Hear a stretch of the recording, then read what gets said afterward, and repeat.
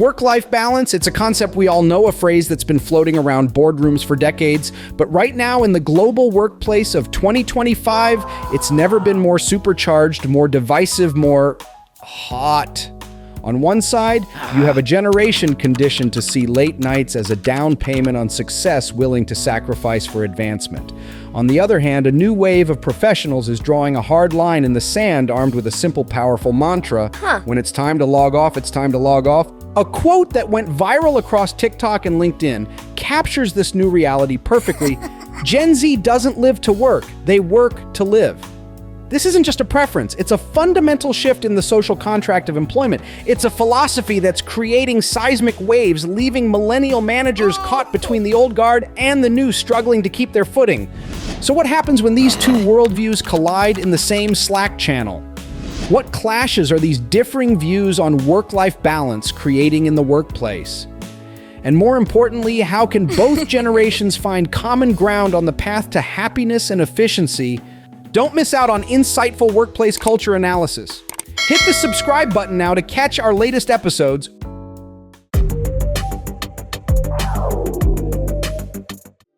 1. Two different concepts of balance. To understand the conflict, we first have to deconstruct the word balance itself, because millennials and Gen Z are speaking two entirely different languages. For millennials who entered the workforce in the shadow of the 2008 recession, the idea of balance was about integration. They were the original hustle culture generation, taught that passion and purpose were paramount. Work wasn't just a job, it was a core part of their identity. In fact, a 2023 Deloitte survey found 62% of millennials say work is central to who they are. Their approach became work hard, play hard. Balance meant juggling a demanding career with personal pursuits, often by blurring the lines. Answering emails at 10 p.m. wasn't necessarily a chore. It was a sign of commitment, a way to get ahead in a precarious economic climate. For Gen Z, the concept is radically different. It's not about integration, it's about separation. They watched their older siblings and parents burn out and decided they wanted no part of it. For them, work-life balance is a non-negotiable boundary, a fundamental right. They are what WellHub calls wellness-driven, prioritizing mental health and personal time with a fierce determination.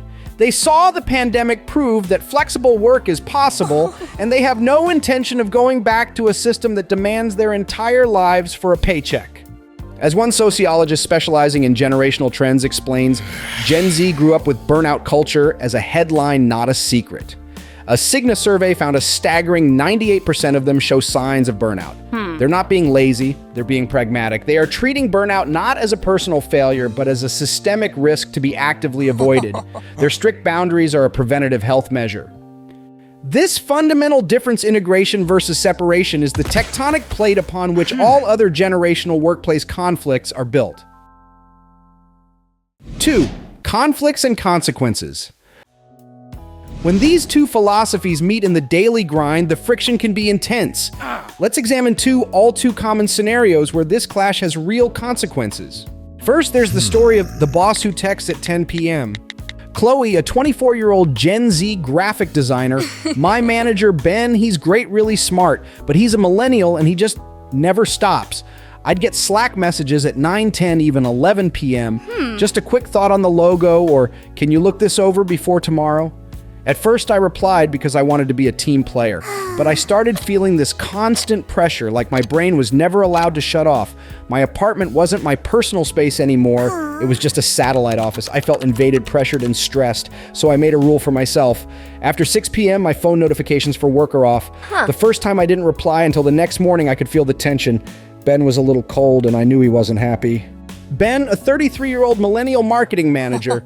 Look, I get it. Nobody wants to work late, but the pressure from my bosses is immense. We have deadlines, and sometimes an idea strikes me late at night. I'm just trying to keep the momentum going. In my first job, if you weren't responsive, you were seen as uncommitted. It's a habit, a survival mechanism I learned.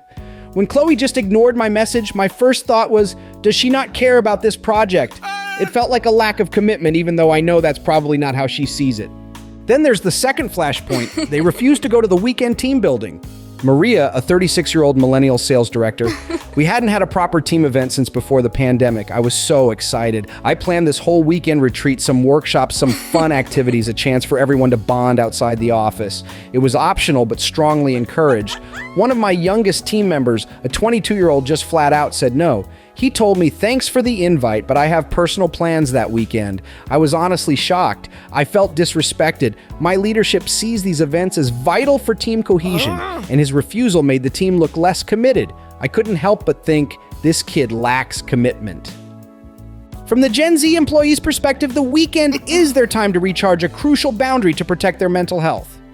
Forcing a choice between personal plans and a non-mandatory work event feels like an unreasonable intrusion. This isn't just anecdotal. While it's a common perception that Gen Z is unwilling to put in extra time, the reality is complex. One survey might suggest only 30% of Gen Z are willing to work unpaid overtime compared to 60% of millennials. But other research, like a 2023 study from ADP, found that younger workers put in the most unpaid hours, averaging over 8 per week, driven by a deep sense of job insecurity. The key difference is the why. They'll work extra if they feel it's necessary for survival, but they'll reject extra work that feels like uncompensated passion or forced fun on their own time. 3. Millennial Pressures. It's easy to frame this as a simple clash between two generations, but to truly understand the dynamic, we have to look at the immense pressure on millennial managers. They are caught in the middle, acting as what one manager called a suffering bridge between two vastly different worlds. They have to manage down catering to Gen Z's demands for flexibility, constant feedback, and robust mental health support. But they also have to manage up reporting to Gen X and Boomer executives who often rose through the ranks in a culture of paying your dues and may view Gen Z's boundaries as a lack of work ethic. David, 35, a millennial manager. Sometimes I feel like a cultural translator. I spend half my day explaining to my director why my Gen Z team members need clear end-of-day boundaries to prevent burnout, and the other half explaining to my team why we have to meet certain client demands that might require extra effort.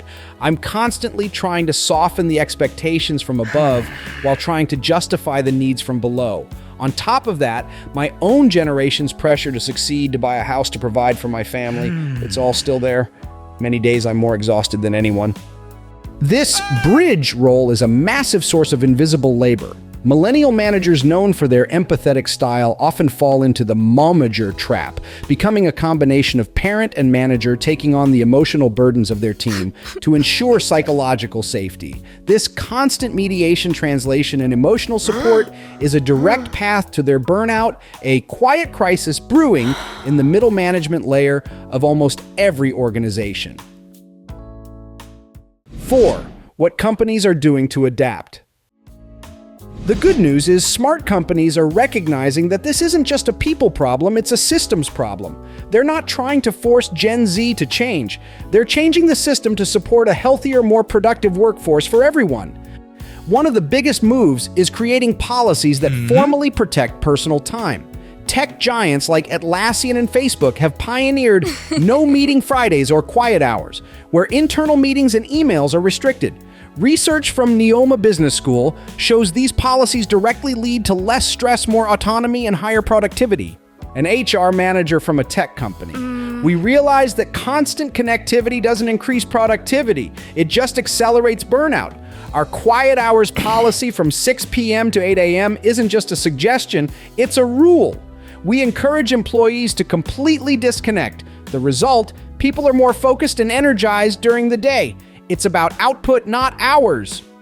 Companies are also revamping their physical and digital infrastructure. Instead of ping pong tables, which Gen Z finds less appealing than actual time off startups, are building recovery spaces, meditation rooms, quiet zones, and nap pods. They're investing heavily in mental wellness programs, offering access to therapy and mindfulness apps directly through company platforms, making support just a few taps away. Finally, they're investing in the suffering bridge by providing targeted training for millennial managers. These programs teach leaders how to set and respect boundaries, communicate expectations effectively without causing stress, and manage based on results, not face time. They're being trained to be coaches, not commanders. 5. Lessons for both generations. Navigating this new landscape requires empathy and effort from both sides. Experts agree that clear communication is the key to bridging the gap. For Gen Z employees, the lesson is to learn how to communicate boundaries professionally. Instead of a blunt no, frame your needs around performance and well-being. For example, to ensure I'm fresh and creative for tomorrow's design session, I make it a policy to disconnect after 6 p.m. I'll be the first to look at this with fresh eyes in the morning. It also means developing empathy for the pressures their millennial managers are under. Understanding they are often messengers, not the source of the pressure, can transform a confrontational dynamic into a collaborative one. For millennial managers, the lesson is to unlearn the hustle culture habits that lead to their burnout and alienate their teams. Learn to set boundaries for yourself first. It's the most powerful way to model healthy behavior. Be crystal clear about deadlines and expectations during working hours to prevent last-minute emergencies. And most importantly, trust your team. As organizational psychologists emphasize, you must shift your focus from hours worked to outcomes achieved. Productivity is not a measure of time, it's a measure of value. As organizational psychologist Dr. Megan Gerhardt states, while our intrinsic needs for respect and connection are the same across generations, the norms we learn for how to earn respect are quite different. Balance is not about not working, another expert might add. It's about working with purpose and having dedicated, protected time for recovery. When both generations understand that they share this common goal, they can start working together to build a culture that supports it. 6. Conclusion. The log off and live culture isn't a fleeting trend. It's the new reality. With Gen Z set to make up 27% of the workforce by 2025, their non-negotiable demand for work-life balance is fundamentally reshaping our definition of a successful career and a healthy company. Millennials now stepping into critical leadership roles are at the heart of this transformation. They have the difficult but crucial task of dismantling the very always-on culture they were forced to survive. By learning to lead with empathy, trust, and a respect for boundaries, they can create sustainable, productive environments where efficiency and happiness aren't competing values but two sides of the same coin. The future of work may even see the normalization of a 4-day work week, a concept gaining traction with companies reporting higher productivity and happier employees. So, what do you think? Is the clash over work-life balance a necessary correction or a source of chaos? Do you see a difference in the work-life balance concepts of Gen Z and Millennials in your workplace? Which generation do you belong to, and how do you balance your life? Share your stories in the comments section below. Tag your colleagues and your boss to watch and discuss. If you found this video helpful, like and subscribe to the GENSHIFT channel to catch our next episode. Thanks for watching.